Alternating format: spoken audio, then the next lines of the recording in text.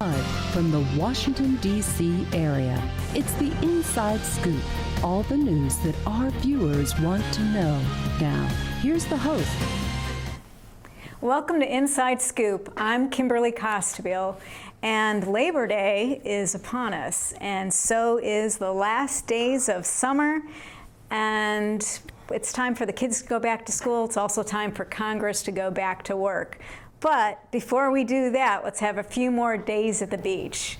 Today we'll be talking about Northern Virginia's migration to the beach cities, and also what we can do to make the summer last a little bit longer. And later we'll also be talking about why and how local businesses can get plugged into their local nonprofits and more connected to their communities. So with me today I have Mike Anderson, who is known as Mango Mike in Alexandria, and he got that nickname from his restaurant that we all used to know and love called Mango Mike's. And now he owns 6 restaurants in Alexandria, but he is part of the migration. He also owns Mango's in Bethany Beach. So Mike, tell me a little bit about what it's like to be a guy in both cities. You spend every weekend at the beach. Yeah, Kimberly, it's great. You know, if you got to have a second job, nothing better than having it at the beach.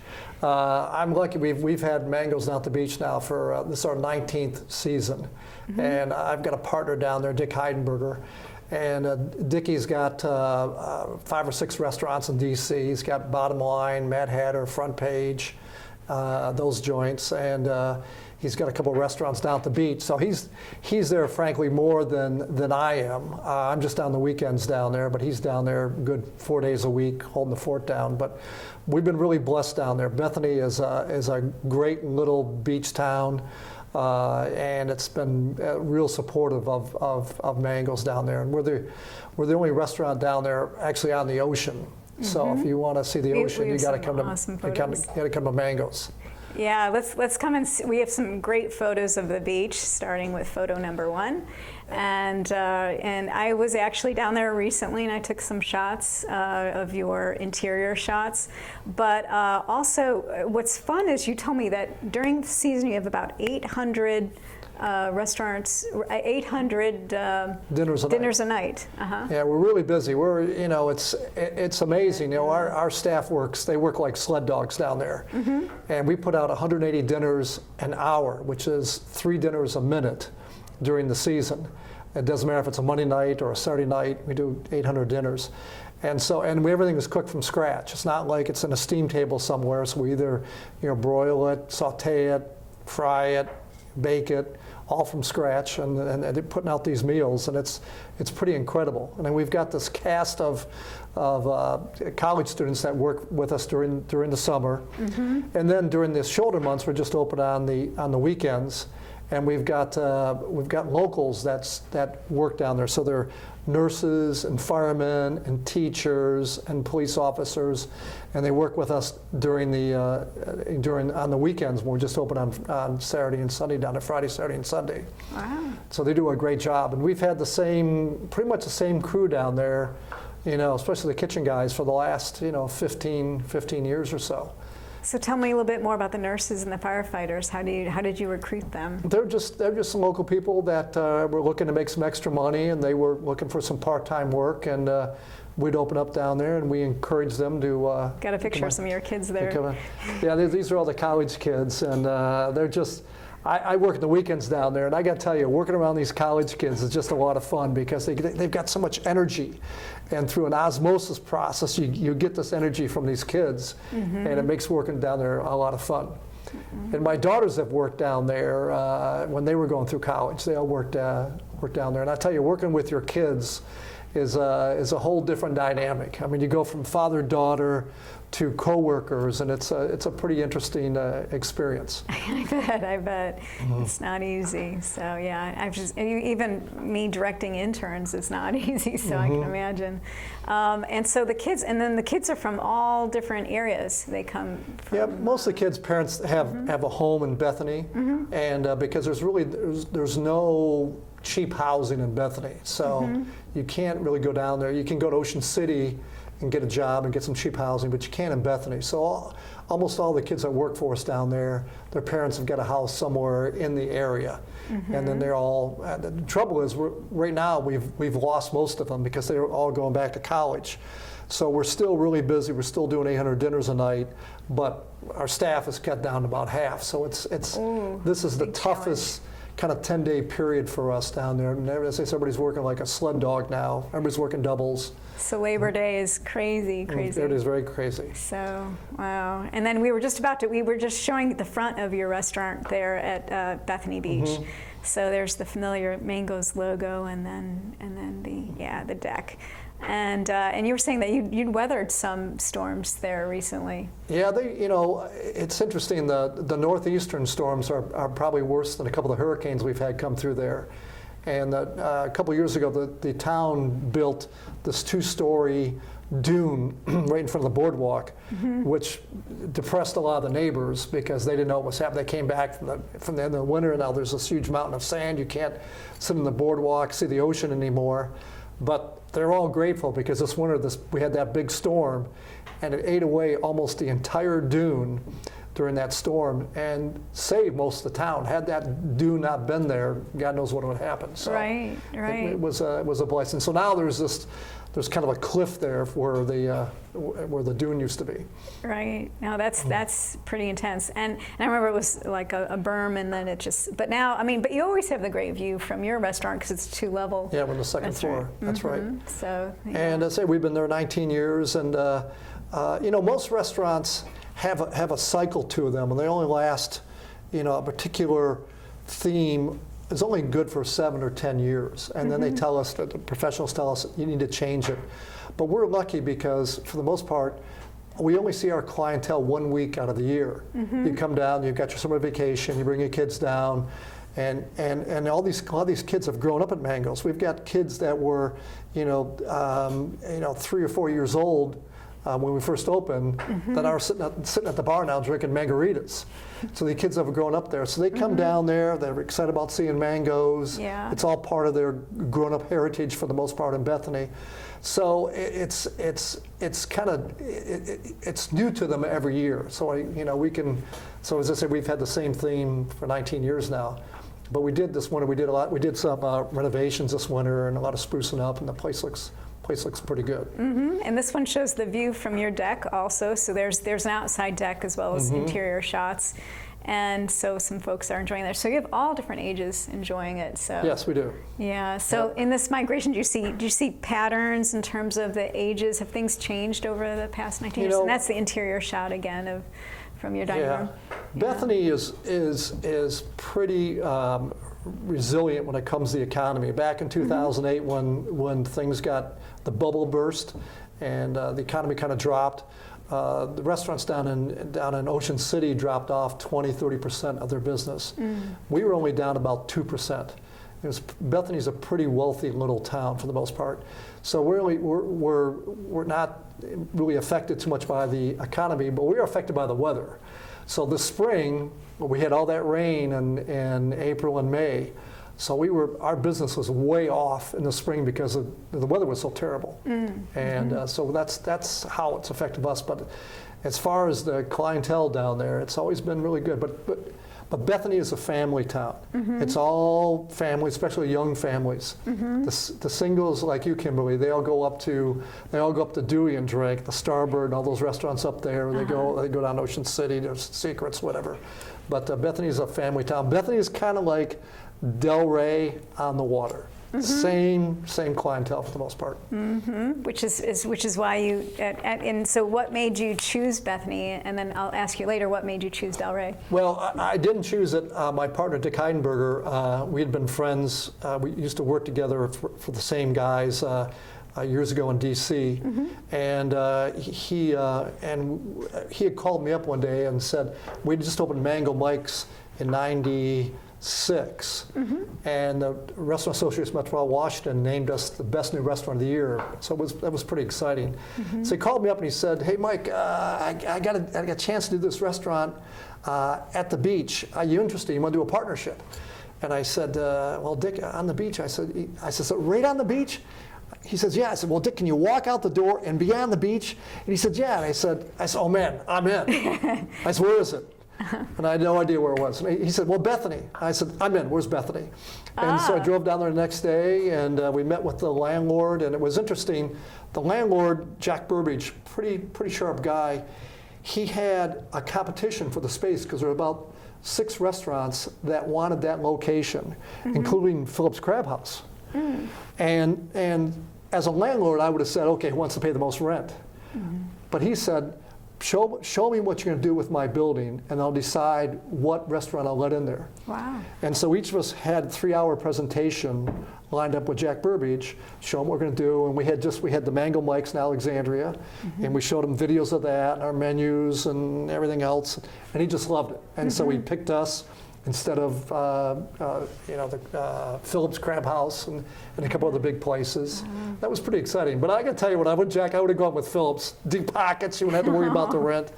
But so that's how we got it. And I have to give Dick credit because he was the one that brought me into that deal. The location, wow. And so as I recall, Bethany started as a church retreat town and then a family town, and now it's grown, and there's even hotels on the boardwalk and all that now. So. And because of that, the city fathers didn't want any more bars in Bethany. So a couple of things happened. One, the bar that is at Mango's there, it was the old folks remember, they used to be called the Holiday House back in the 60s. And we couldn't build, the bar at Mango's couldn't be any bigger square footage than the bar at the Holiday House. So we had to find by the time we got involved, the building had been torn down. So we had to find documents to go ahead and drawings to see so we'd make it the same size. Wow. But since it was a town, we have to give last call at 11:30 at night. Yes, that is a strict rule there. Yeah, yes. But everyone abides. So I noticed that. It's like to the minute. So, yes, we do. Yeah. And what we'll do is we're going to take a break in a little bit, but after the break, I want to talk to you a little bit more about the new restaurant that you're opening in the Carlisle area of Alexandria. So, but in the meantime, I'll just meander and talk about my time at Mango's. So we'll talk about that later. But there's a lot of memories and a lot of good things to talk about and a lot of good things to look forward to. Yes, there are. So, yeah, and we're moving on. We'll be back in just a little bit. But, because you won the 1997 Rammy. We're going to talk about that. Oh, that was fast. Around the world, 1 out of every 3 women will be beaten or otherwise abused in their lifetime, often by a family member or loved one. A future free from violence. It's all she's ever wished for.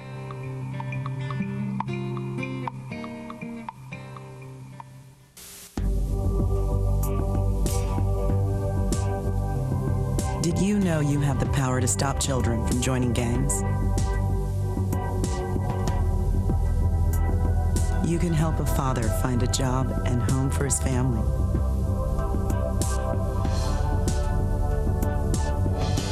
You can assist a woman who can't afford the medicine she needs to live and the home she can't live without. You can choose to make a difference in our community. Support Volunteers of America, and you can help improve the lives of nearly 2 million Americans each year with programs and services that help individuals and families overcome their challenges to become as independent as possible. Support the programs that are working in our community. Contact Volunteers of America today. Call 1-800-899-0089. For some folks, saving for the future is easy, but for you, it might take a little more effort. Saving for your future is your responsibility, and there's a lot to save for. I never thought of that. Like your child's education, perhaps uncovered medical expenses, or just to be sure you can live the way you want when you retire. The time is now to save for tomorrow. Save now or work forever. The choice is yours. Choose to save. We're back to the Inside Scoop. Here again, your host. With Mike Anderson, known as Mango Mike, for his restaurant that he had in the West End of Alexandria. And now he also has several restaurants in the Delray and Carlisle area, as well as the one in Bethany Beach that we're talking about now, since it's almost Labor Day and we're still at the beach, either, if not in person, in my heart, I am at the beach. And I will be in the beach in a couple of days, hopefully. But anyway, so I just want to tell you that we are so glad that Mango's at the Beach survives, because those of us that were Mango groupies at the West End of Alexandria, I'm willing to make the 3-hour migration just to see your restaurant. And actually, I choose Bethany rather than choosing other locations because I want to go there. So well, thank you. Just so that you we know appreciate that. And then we were talking about how there was this long history. Bethany started out as a church retreat, I think, done by the Disciples of Christ in the 1800s or something, and then it's just mushroomed, and now it's a family place. But more and more, there are places for young people to go. And but what I loved about the Mangoes in the west side of Alexandria was I grew with it. So in 1998, I was in my late 20s, early 30s, and I was the weeknight crowd. And then I graduated I'd go there to go dancing on the weekends, and then I became the Sunday brunch crowd. So I don't know what that what that says about me, but as I got mellower, then I couldn't have those late nights. But I enjoyed the brunch and the Caribbean music and the atmosphere you had there. So yeah, we had the steel drum guy, Michael George from Trinidad, and he played at the original Mango Mike's before we moved down the street to the Bombay Bicycle Club. So he played with us for 18 years, every Sunday, Michael George, and he would play like 10 pans at one time, and he had his feet was doing something. He was an incredible guy. Wow. And we'd lose him for 2 weeks. At carnival time, right by Fat Tuesday before Lent started, he would go back to Trinidad, and then he would participate. And in Trinidad there was a huge steel drum competition, and Michael George would always go back for that. So, yeah. But we've had a real good history. I've owned more restaurants in the city of Alexandria than anybody in the history of the city. I'm currently building my 14th restaurant in Alexandria alone. Yes. So Alexandria's been pretty good to me. So not all of them have been successful, I might add. But we've had some good ones. We've had some ones that weren't so great. Which is a question I'll be saying. You've made wise choices. You kind of know when to shift with the tide, so to speak, and it's been wonderful. Sometimes. Sometimes. And so it started way back when. Well, you had moved to Alexandria in 1972 from Detroit. Right. And so what made you decide to come here from Detroit? Oh, my roommate and I from college, the Golden Kazoo, we had jobs at Ford lined up, but we thought we'd take a sabbatical 1 year before we went back to Detroit and got serious about jobs. And we picked DC. We thought we heard it was really a great city and exciting, not that far from Michigan. There was about 10 reasons we wanted to move to D.C., and the top reason was we heard there were 7 girls for every guy in D.C. So that locked it up. So we moved to D.C. Only for a year, supposed to be for a year, and but fell in love with Alexandria, and I got a job at a place called the King's Landing, which had just opened up in Old Town on Union Street, and fell in love with the restaurant business and just never went back to Detroit. Oh, what were you doing? Much to my mother's chagrin. Yeah, I bet she hoped that you would be in Chicago or someplace a little closer. Yeah, she did. So, but you managed to. And what made you fall in love with it at that? What did you do with King's? Actually, I got to tell you, I went there for a job because I needed a job, and the only thing they had open at the time was a dishwasher. And I said, no, I can't do that. I'm a college graduate. And the guy said, look, take the job. I'll promote you as soon as I can. I said, I can't be a dishwasher. And so he finally convinced me to do it. And I went in that night and took my diploma and I hung it above the dishwashing machine in the King's Landing, and was real depressed. And the guy comes back, a waiter comes back into the kitchen and says, he says, hey, here at the King's Landing, we take care of our own. He brought me a cold mug of beer. And his name was Rob Zimmerman. And he and I are still friends today. Wow. And over the years, Rob Zimmerman opened up a place called Ramparts with a guy named Ben Benson. And I bought Ramparts from Zimmy back in the 80s at some point. I forget when. I had it for about 6 years. But he and I are still friends. And in fact, I went to his daughter's wedding over the weekend. Wow. So, but just I fell out the restaurant business. I just I liked it because it gave you got immediate feedback at the end of the shift if you'd done a good job or a bad job. You got feedback from your staff. You got feedback from the customers. You know, and it was pretty. It was great. You know, other professions you don't get that kind of feedback until the case is won or whatever. But I enjoyed that about it. I enjoyed. And people that work in restaurants are kind of like circus people. My partner in Delray, Bill Blackburn, says that it's like running a pirate ship. And so it's a pretty interesting business. And but like any business, if you're going to be successful at it, you've got to really dive into it because it's very time consuming. I work 7 days a week, and but I enjoy it. And, you have to love it. Yeah, you'd have to love it. Yeah, definitely. And it has been. I've heard people compare it to theater, so it's the same in every night. And you have a wonderful taste in what I would say is like your restaurants almost have set design with the way Mango's made you feel transported to the Caribbean, and then the other places. I remember Ramparts reminded me of Cheers, but everyone had different things, and I love the theme of Simply Fish as well. And so every decor had its own mood and its own niche that it was shooting for. So how do you decide how you're going to? In the old days, we opened Shooter McGee's in '79. All you had to have that. You had to have a mahogany, a red oak bar rather, and a good bartender and a great bacon cheeseburger, and you were successful. Nowadays, the competition's very intense. I mean, just go to the Mosaic area, right up the street here, and you see all these beautiful restaurants. I mean, they're just drop dead gorgeous. So you just can't build a place nowadays that's a generic place. You've got to have a theme, or you got to have so we have to nowadays we have to hire a great designer. And so most of my joints in the past were designed by Walter Gagliano, who did Halal down in DC, Tenpen, DC Coast. He's done a bunch of great places, and he's done my places. And for the new one, Whiskey and Oyster, Walter's retired, so we've got this guy. That's the scenery from, That's Pork Barrel, yep. Pork Barrel, and that's the recent community one. table there. That's in Delray. So we got this David Anthony Chenault, who did Virtue Feed and Grain down in Old Town, and also new the Majestic Cafe. So he's doing our new place, Whiskey and Oyster, and very very creative, and it's going to be a great looking joint. And you got to love the name Whiskey and Oyster. If you don't know what we're about with that name, you're probably not going to come in. Well, when we're talking about pirate themes, I'm thinking, well, we need to have a little pirate thing happening in the background, yeah. And so I was saying your restaurants are known for the decor, the feeling of transporting you elsewhere, where in Washington, when you're tired of being inside the Beltway, you need to be transported elsewhere, if only for a brief amount of time.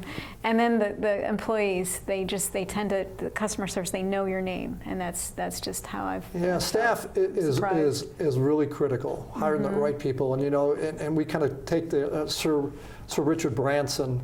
We kind of take his philosophy on staff. You hire for attitude and you train for skill. So that's really important. And our staffs, we've been blessed. And our restaurants have huge staffs. The Beach Restaurant has a staff of 85. We have 55 at Delray. Even Donna's little place has a staff of 25. She's only a 48-seat restaurant. So it's incredibly important to hire the right people. And then I also make sure that each one of my joints has an owner involved in it. So it's an owner manager. So there's always an owner on site. So I've got this great partner in Delray, Bill Blackburn. He oversees that. My wife Donna oversees Sweetfire Donna's. Either Dick, myself, or at the Beach Restaurant. So that's always important that there's an owner on site. Makes a big difference. It is. And Sweetfire Donna's, we didn't get a chance to talk about that yet, but what made you go in that direction? Well, my wife and I are empty nesters. Our 3 girls who used to work in the restaurants have all kind of moved on now, and Donna was kind of helping me out, working part-time as a manager, and she's a retired nurse from Fairfax Hospital. And I said to her, why don't we get a place and you run it? She said, no, I couldn't do that. I said, no, you'd be really good. So we surprised her for Christmas. We bought her a restaurant for Christmas, and we named it after her, Sweet Fire Donna's. Oh, wow. And she was really excited. Christmas morning, we gave her this present with the logo and a frame all wrapped up and ready to go. And she's pretty excited about it. And not many people get a restaurant for a Christmas present. But 2 weeks later, one of her friends, she was telling one of her best friends about it, and her friend goes, Donna, snap out of it. All he did was buy you a job. But Donna's she's been there 2 years now, and she's in the Carlisle area of Alexandria, and she's just doing fantastic, way beyond our projections. It's all because owner on site, she pays attention to detail, she works the line every day at lunchtime, she sees every meal that comes out of there, she makes sure everything's perfect, and she's done a phenomenal job. And now I'm known as Mr. Sweet Fire Donna instead of Mango Mike. I bet. Yeah, it's like Donna's husband. Yeah, Donna's husband. Donna's husband. Right. So, and I read that that's what made you want to open up the new restaurant that'll be opening in December, because you thought Donna's would do more lunch business than dinner, and then it surprised you. That's correct. And then you wanted to go in the seafood direction again. Right. So tell me about that. Well, Carlisle area is a pretty interesting area, although nobody from Old Town goes in there because the Old Town folks thinks it's a gated community. But Carlisle is really up and coming. They've got, they've gotten the National Science Foundation building a building down there. They pulled it in from Arlington, and it's reached the tipping point where there's a core of people that live and work there that can support neighborhood restaurants down there. And most of the restaurants down there are lunch places, sandwich places that close at 6 at night. Donna stays open until midnight and does as much business at dinner time as she does at lunch. So we figured, this new place is going to be about a block and a half from Donna's place, about 3 times the size, pretty good size, and seafood. And so we're pretty excited about it. Do you feel that since more housing has moved into the Carlisle area that made a difference? Or because I remember when it was just a table talk restaurant in that area. Huge difference, and pricey. So it'll be great. Good. So, well, actually, I might want to have you back for the next segment if you don't mind talking a little bit longer. I'd love to chat. Stay? Okay. All right. So we'll be back pretty soon after this break. We're going to talk a little bit about how Mike won the Business Philanthropist of the Year, and if I have the title correct, for the city of Alexandria back in 2014, and what businesses can do to connect. She's had more than a dozen fractures. And in the next few years, she faces 2 major surgeries to strengthen her fragile bones. She's only 10 years old. Most people don't worry about fragile bones until late in life. For those with osteogenesis imperfecta, brittle bones are a concern throughout their lifetime. Find out how you can strengthen this child's future. Diabetes is a killer. After I was diagnosed, I didn't feel sick, so I didn't listen to my doctor. Then it struck. I had a heart attack, then a stroke, and I was only 49. Most people with diabetes also have high blood pressure and cholesterol, which can cause severe heart damage. In fact, 2 out of 3 people with diabetes die from heart disease or stroke. Don't let diabetes destroy your life. Call for your free diabetes survival guide. Choose to live.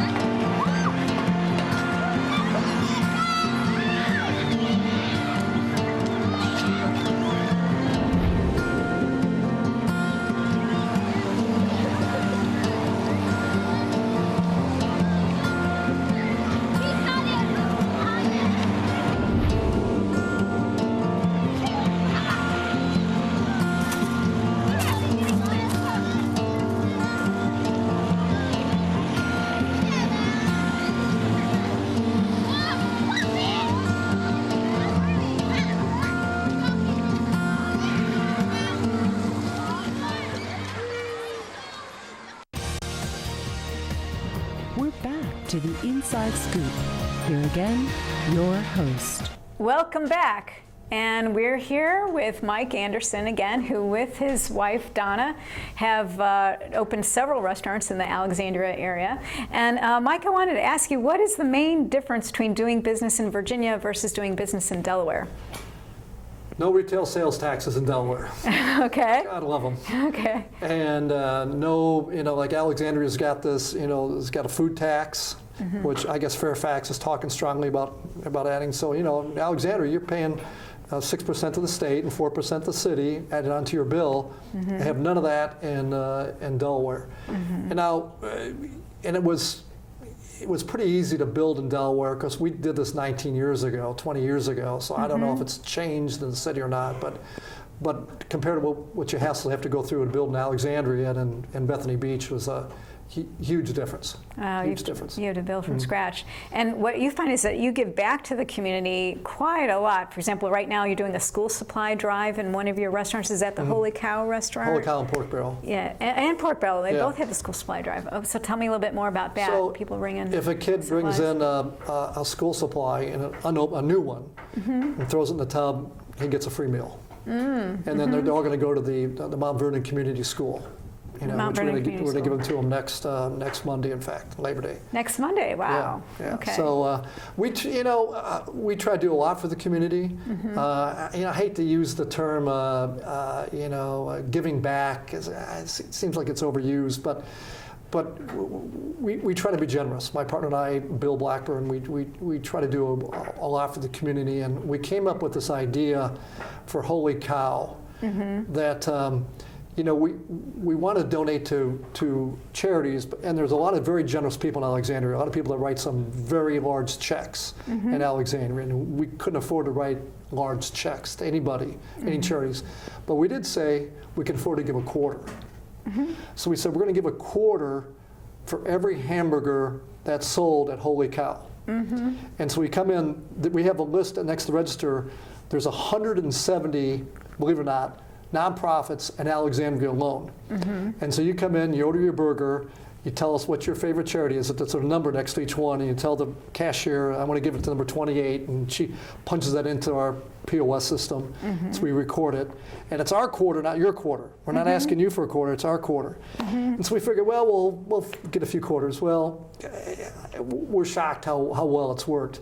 We've been open at Holy Cow 3.5 years now, and we opened in 2013, and we've given to date to local Alexandria charities 280,000 quarters. And that's where I say, holy cow. Holy cow. Yeah. So it's worked. And what do you think 25% of those quarters go to? 170 charities, 25% go to one charity. Which one? What would you guess? Pressure's on.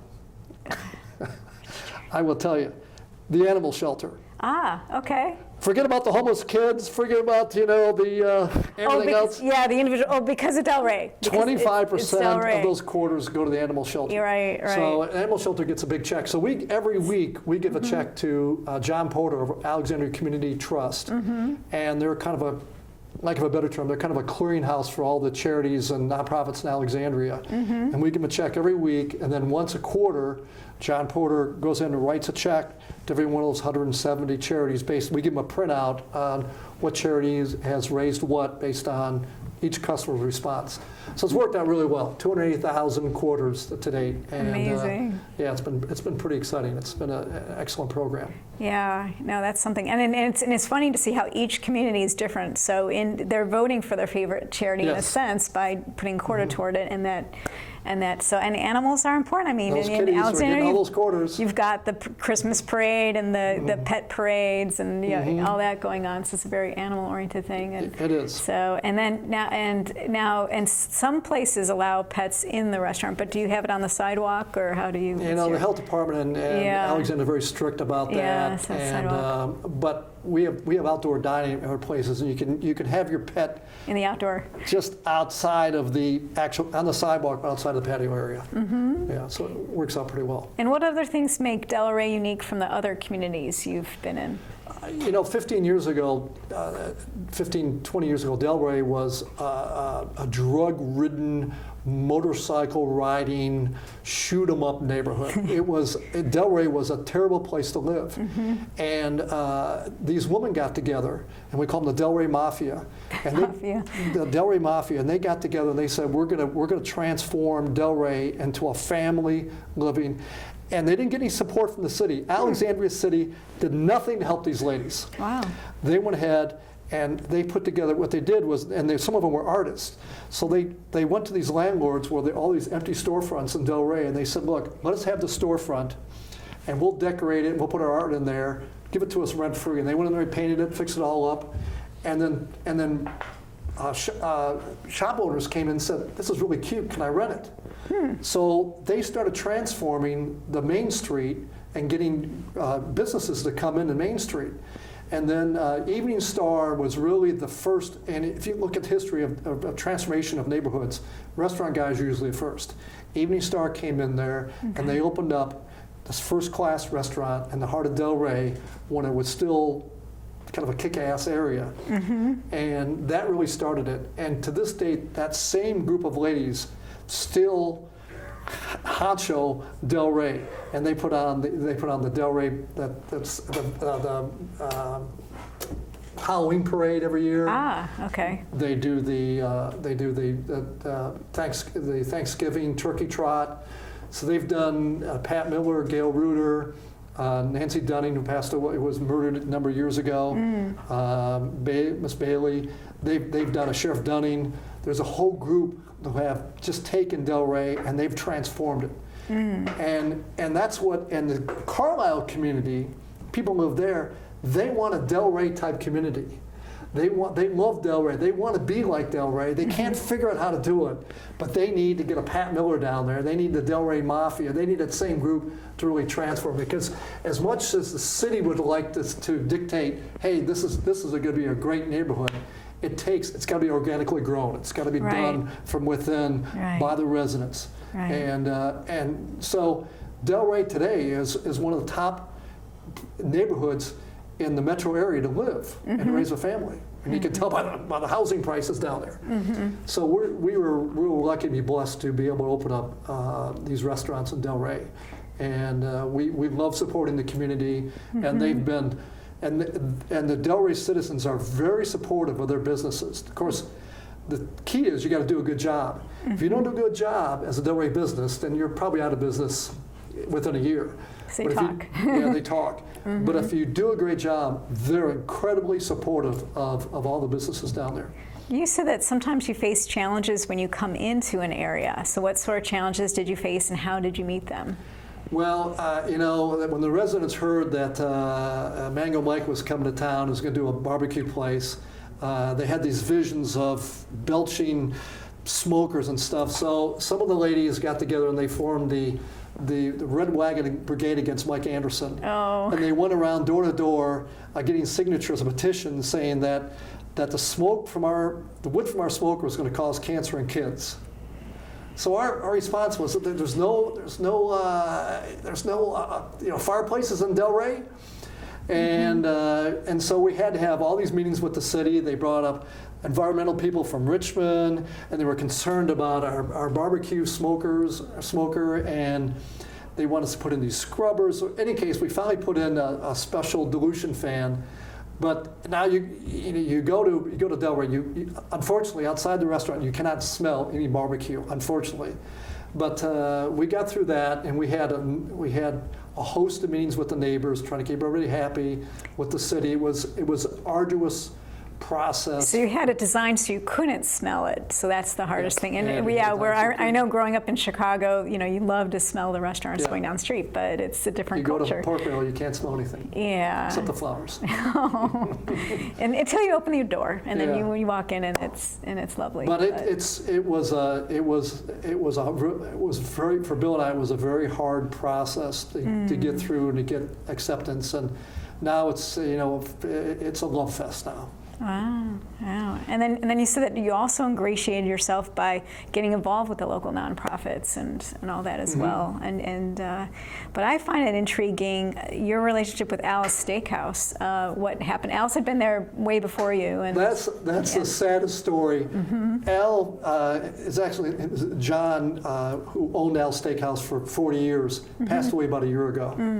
And a local family, the breeding family, bought it from his son Bo and his sister, and they went ahead and they spent some time. They refurbished it the inside. The whole community was so excited about Al's opening back up because it was like the best cheesesteak in town. And they opened at 11:30. 3 o'clock in the afternoon, the place was on fire. Opening day, the place caught on fire. And it was like a 4 or 5 alarm fire. Fire trucks from Arlington showed up, and Springfield, and all disaster. We all felt terrible about it. So you're familiar with pop-up restaurants. I mean, pop-up restaurants are all over. Chefs take over a restaurant for area for a day. So we said we're going to do a pop-up Al's Steakhouse, a pop-up fundraiser for Al's Steakhouse. So we converted Holy Cow into Al's Steakhouse for a night. And here's the fire photos of that day. Al's Steakhouse. It was such a sad deal. And and so you're saying as someone who had been a regular customer bought the steakhouse, and then they had this reopening, and it burned down opening day. On opening day. So we put together something within 7 days. We put together a deal, and we went to other restaurants in Delray and said, "Hey, can you guys help out?" So they sent their chefs over, and we made Holy Cow into Al's Steakhouse for the night, and all we served was cheesesteaks, and we charged $20 a piece for them. But we gave 100% of all the sales that night to the breeding family to help rebuild Al's. We did a GoFundMe site, and then we did a donation deal, and we raised for the breeding family to redo Al $20,000 one night. And there was a line of people out the door at Holy Cow, down the block, around the corner, waiting to come in. It was terrific. But we had all the support from the other restaurants in Delray and the chefs and the owners. It was I can tell you what, it was a fun evening. It was terrific. No, I read on Facebook, you sold out of cheesesteaks early in the dinner, or about 8 o'clock or so, or not too late at night. But several people came, and it was already sold out. We thought we could only do 100 cheesesteaks an hour, and we figured we'd do it for 4 hours. We had enough for 400 cheesesteaks. But these chefs that we brought in from the other restaurants, these guys were so good that they went ahead and they did 400 cheesesteaks in 2 hours, and we were sold out. Oh, awesome. Well, we're going to talk about more ways that small businesses and restaurants can help charities, and so we'll be back in the next segment chatting about a little bit more and getting some wisdom from Mike. So, and Mango Mike will share his wisdom. One day these rats were playing in the woods. Well, it's a matches and that's no good. Listen to smoke before you give it a try. Only you. Don't play with matches. Don't play with fire. Cause there's nothing very funny about nothing very nice on a homeless mind. So if a gorgeous force is what you desire, don't play with matches. Don't play with fire. Only you can prevent wildfires. Fire. Why don't you just wash your car at home? When I wash my car, everything runs down the street and down into the storm drains. With all the chemicals in the soaps and waxes, the last thing I want to do is poison my own drinking water. At least here, it's all contained and recycled on site. That's why I also take my car in for oil changes instead of doing it myself. I might take a chance on spilling stuff. You know what the best part is? What? More time to kick back and watch the game. How far would you go to protect the planet? I want you to build an ark. Here we go. Okay, that's good. Oh, okay. Ow! Maybe there's another way. People, the flood is imminent. Is it too much to ask for a little precipitation? Go to fightglobalwarming.com to find out what you and your community can do to reduce global warming pollution.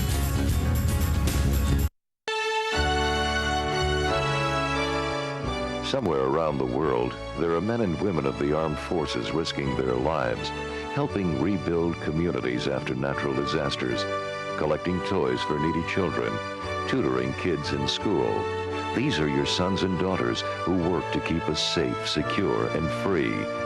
Dedicated men and women who put their country first.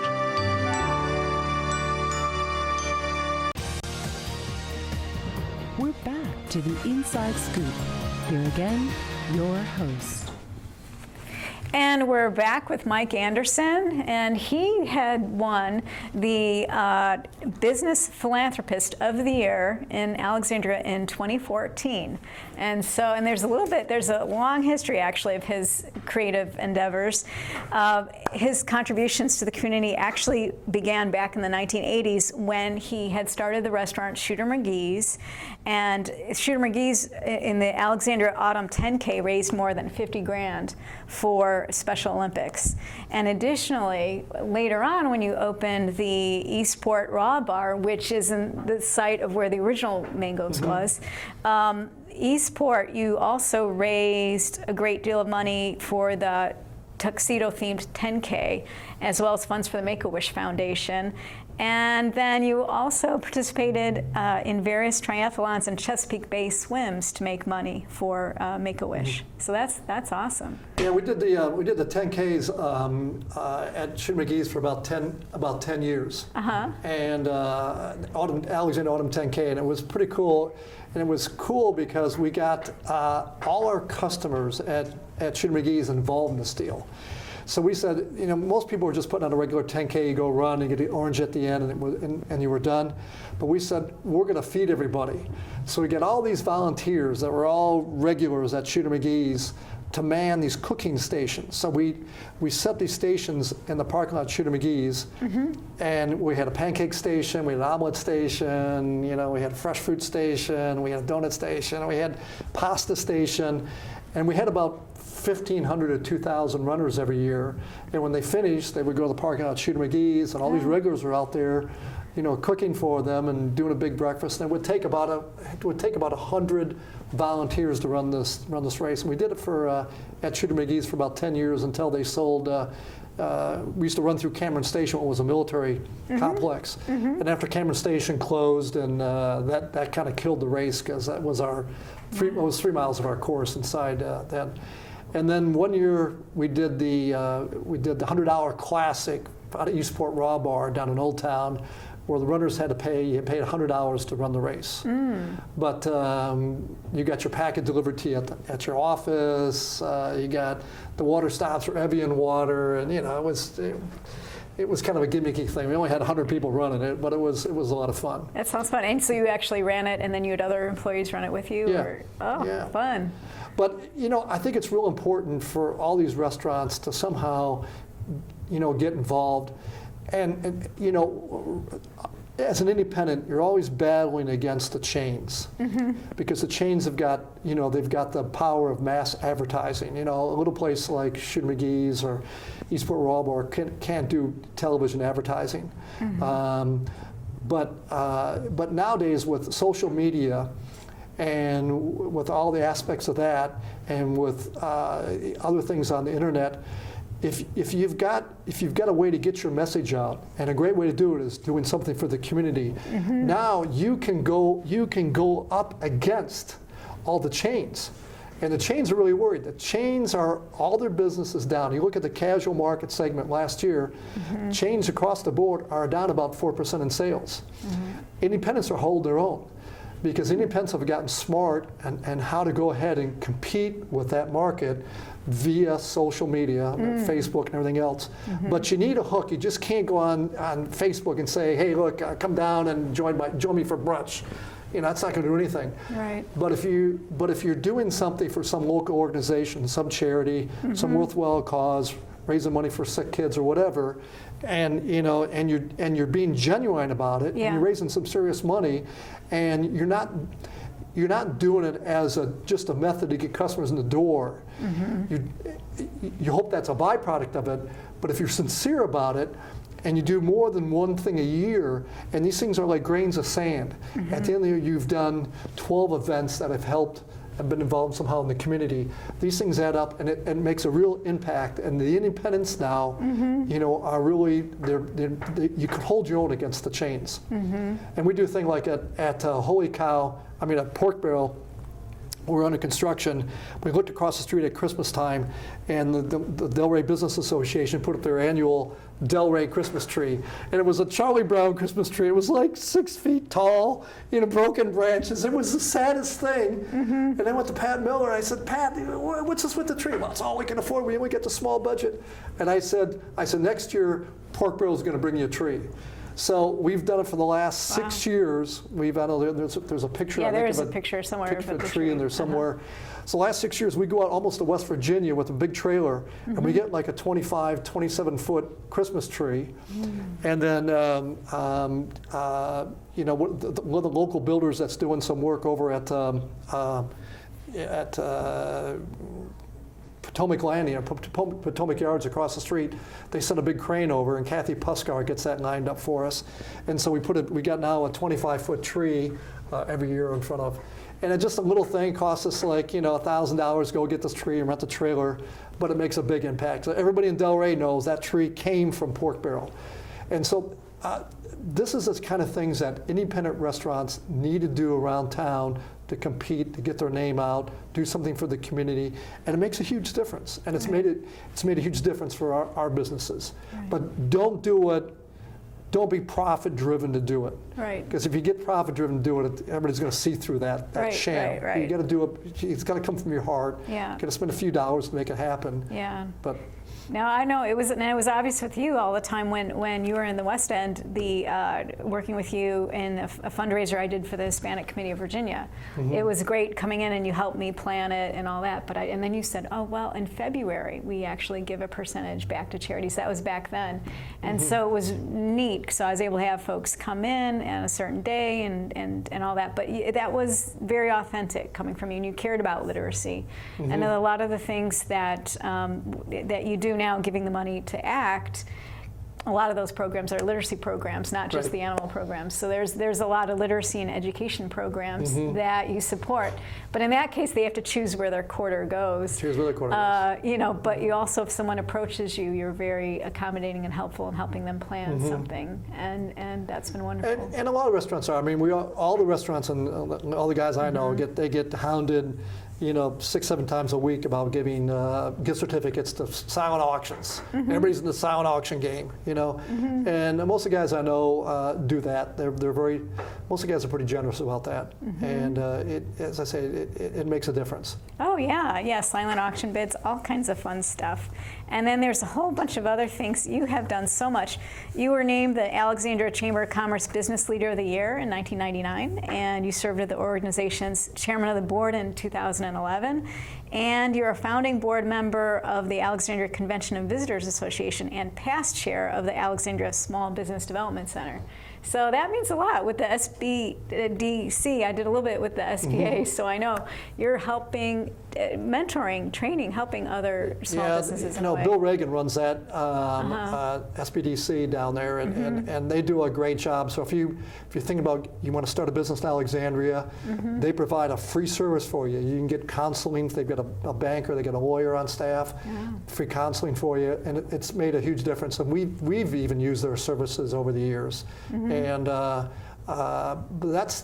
that's one of the many benefits of doing business in Alexandria. And I'm sure Arlington's got the same deal going, and Fairfax does. But Alexandria is really a neat community. I love doing business in Alexandria.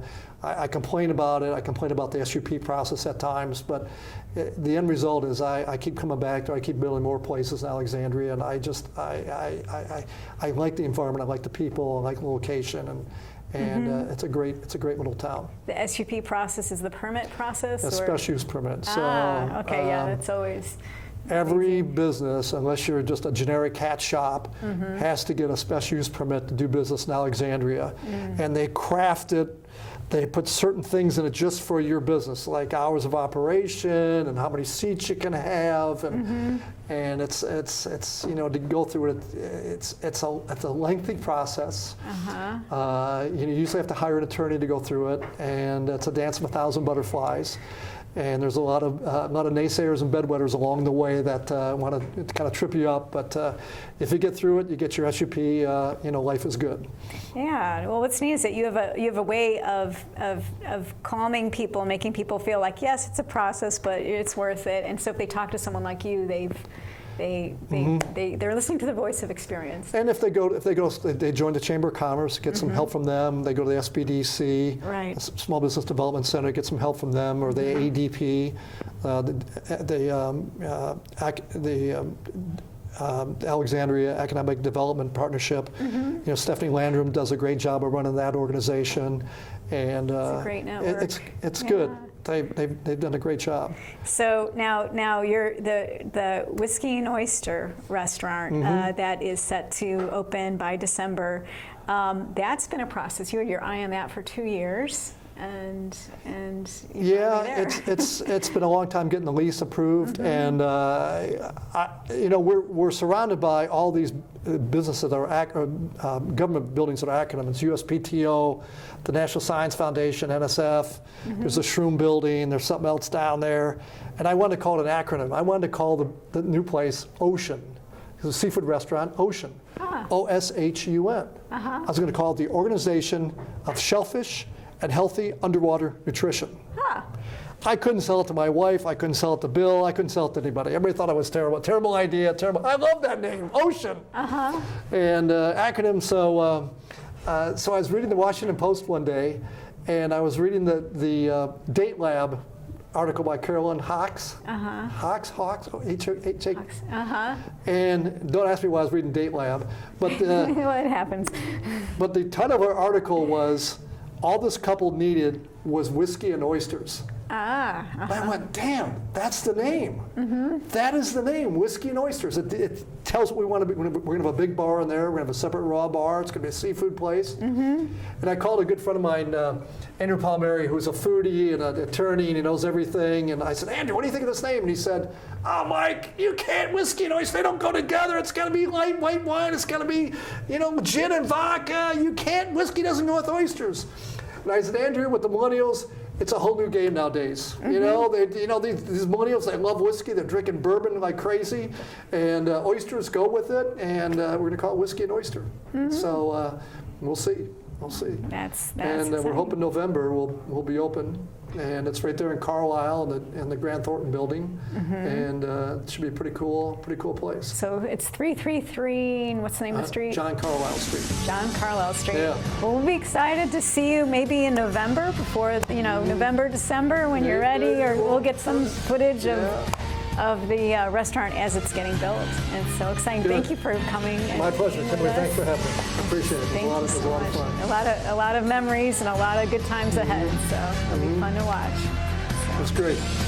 And so we all hope that you'll be maybe toasting the new year at Whiskey and Oyster.